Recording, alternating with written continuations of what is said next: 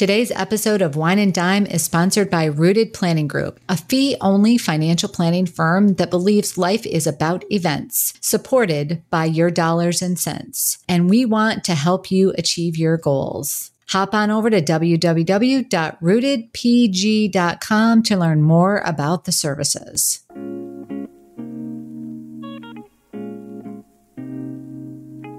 Every week, it's my goal to share financial information that helps you in both your life and Financial Vineyard. We hope it takes you from your roots to the journey of your vines and the influences in the air that have helped craft your delicious life. Like wine, life and finances have different palates that should be celebrated and not judged.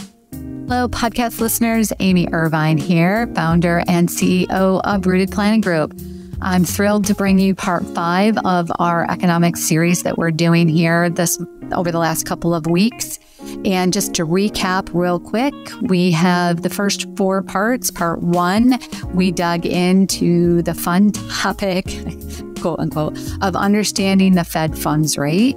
Part 2, we dug into understanding economic indicators. And part 3, we talked about the gross domestic product. In part 4, we talked about CPI and unemployment.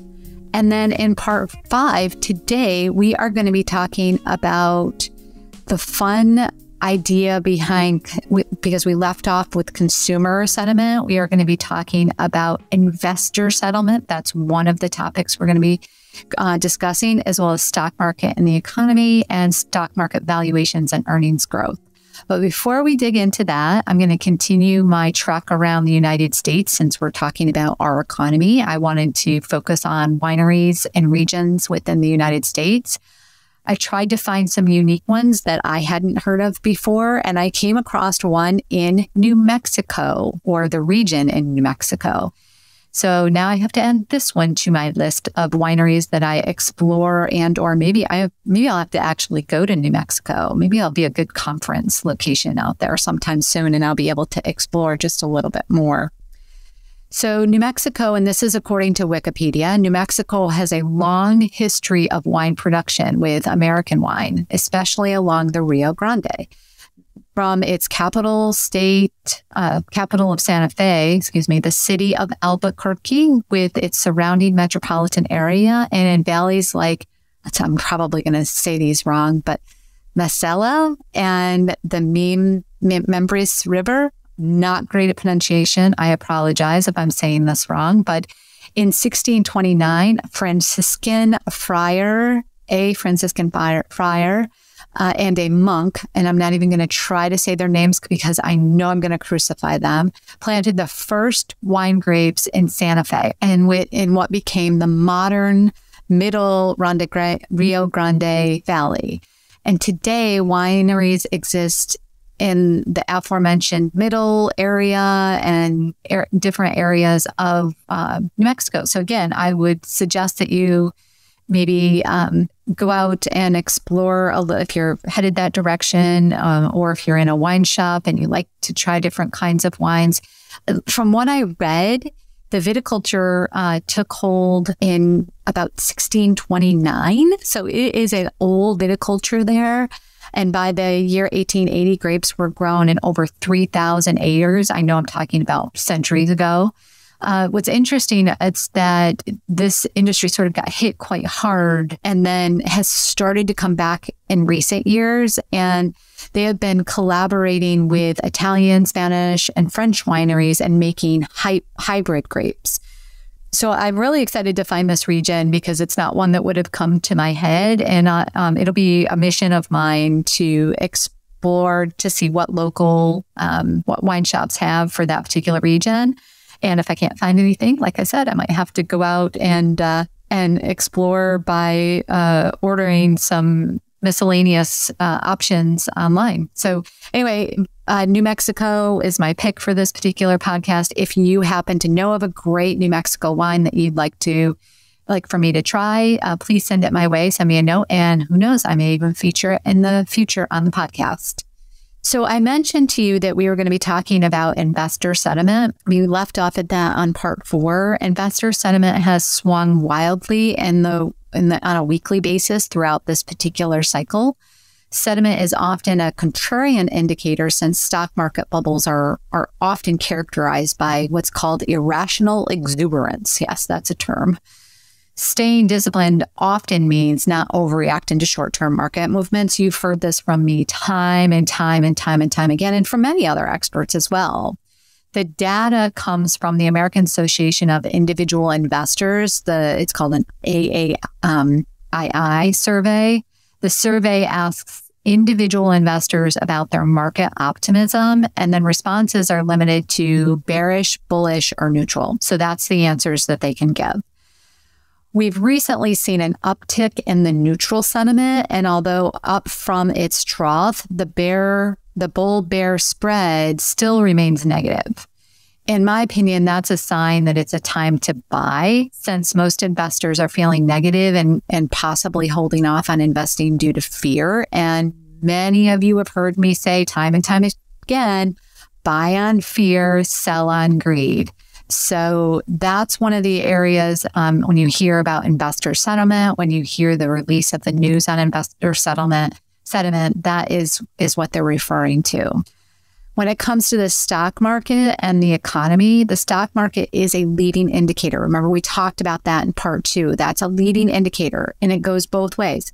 When the stock market feels the economy is going to go down, it will actually be a leading indicator down before we start to see the economy actually be in a recession, or a slowdown, I should say. And then it can also be a leading indicator up.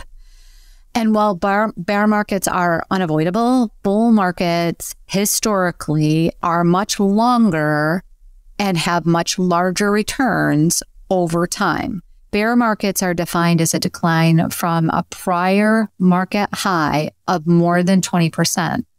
And since 1956, the average bear market has lasted 1 year and 2 months. Now, this is averages, with a decline of 36%. In contrast, the average bull market lasts 5 years and 9 months with returns of 192%. These are just averages. And I want you to understand, I can never guarantee any of this, but this is the historic nature of it. Now, the other part that I think is important to think about is the stock market valuation and earnings growth. So when we talk, because again, a lot of people have been asking me, why is the stock market going up if the economy is going down? And like I said, stock market tends to be a leading indicator. If we are in a recession, then we're probably going to come out of the recession. So the stock market would be the leading indicator, or one of the leading indicators coming out of that recession. But the other thing that we like to look at is the actual stock market valuations and earnings growth. We've definitely seen stock earnings growth decline. There's no question. When I look at the charts, I definitely see that decline. Corporate earnings are still growing, but at a much slower rate as the broad economy decelerates. The S&P 500 earnings reached historic highs or peaks over the past 2 years, but inflation and consumer worries has slowed the growth. So we've seen that in the charts. In general, higher profitability makes valuations more attractive, but the 1 year, the year-over-year, 1 year-over-year growth rate of the S&P 500 for the 12-month trailing earnings per share is something that we tend to follow. The average over the past 33 years has been about 10%, where the current growth rate is only about 1.6. So we've seen that decline happen. And in the past, right, and when we've seen it happen, similar dips like this in the past, they typically are followed by larger than normal growth rates. Now, this is, again, no guarantee that will happen, but that's been the historic trend. So if that's the case, again, this is another signal to us that it's not maybe immediate, but it's probably somewhere down the future here within the next, I would say 6 to 12 months, that we're going to see that turn around. So right now we're below the average, and in order to keep that average, we have to go above the average. So again, when we've seen these kinds of declines in the past, it has been an opportunity, I guess you want to say, for things to sort of come back. I think that's going to continue to fall. I think you're going to see earnings growth rate fall just a little bit more. It'll probably go negative if we do head into a recession. But like I said, at this point in time, it's about 1.6. Average is about 10. I would still recommend, maybe dollar cost averaging in at this stage of the game, because we don't know exactly where that's going to settle at. Another important thing that we follow when we're talking about the overall, and you'll hear me say this, about moving averages. This is something that you've heard me report on throughout the past quarters or months when I've done my podcast, or when I've done my monthly release. And that is the moving averages. So stock market moving averages, and in some cases, even bond market moving averages, but I do tend to focus on the stock market. You can look at any combination of moving averages, but we look particularly at the S&P 500 price index alongside the 50, 100, and 200-day trailing moving averages of that index. The importance of this information to us is to show trends.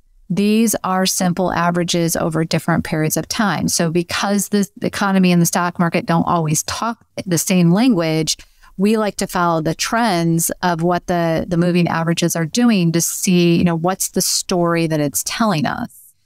So the 50-day moving average shows how the market has been behaving recently, right? Within the last basically month and a half. While the 100 and the 200 are a little bit longer term. We've recently seen the averages turn up, and the three moving averages have narrowed significantly, with the 50-day crossing over both the 100 and 200-day moving averages, and the 100-day crossed the 200-day moving average as well. So all on the upswing.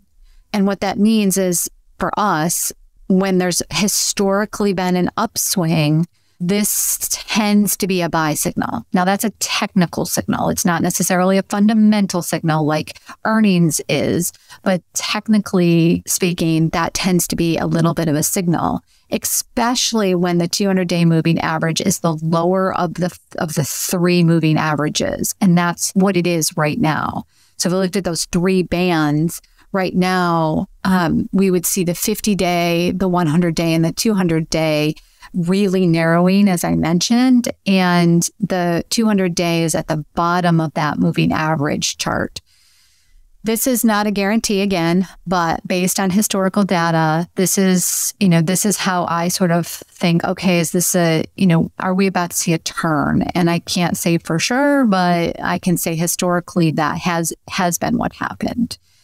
So again, I hope you've enjoyed this podcast. I know I threw a lot of terms out at you. So wrapping it all up, today we talked a little bit about the investor sentiment. We talked about the stock market and the economy and how the two sort of work together, at least at periods of time like this. They don't seem to be walking in lockstep, but now hopefully you understand the reason. And then why those things are important to look beyond, what's happening right now, but also the valuations and earnings growth along with, that's on a fundamental perspective. And then also on a technical perspective, looking at moving day averages. Again, we really hope you enjoyed today's podcast, and we hope that this series is helping you understand a little bit more about our economy. I want to thank you for listening to the show today. And if you liked this show, or you think that somebody who would like this show, please feel free to share it with your friends and rate us on iTunes so that more people like you can find us. Thanks, everyone.